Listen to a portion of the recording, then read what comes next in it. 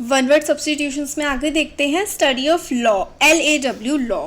Law होती है विधि और उसको हम नोमोलॉजी बोलते हैं। स्टडी ऑफ लॉ को हम बोलते हैं नोमोलॉजी। स्टडी ऑफ फोसिल्स, फोसिल्स यानी कि जो पत्थर वगैरह होते हैं उनको हम लोग, जो जीवाश्म होते हैं यानी कि जैसे कि जो जानवर पेड़ पौधे दब गए ज़मीन में सदियों पहले, फिर उनको खुदाई करके उनकी जो स्टडी की जाती है उसको हम लोग पेलियंटोलॉजी बोलते हैं। जीवाश्म विज्ञान, palaeontology. Study of ancient things like tombs, buried towns, उनको हम लोग आर्कियोलॉजी बोलते हैं।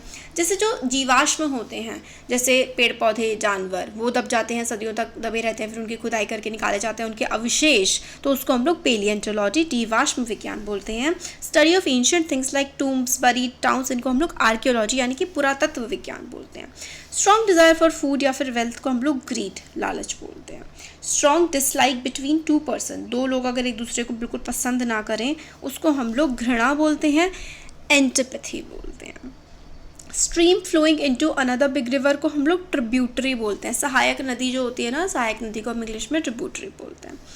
Stealing from the writings of others, इसको हम लोग बोलते हैं साहित्यिक चोरी, प्लेगियरिज्म। तो साहित्यिक चोरी या फिर प्लेगियरिज्म बोला जाता है।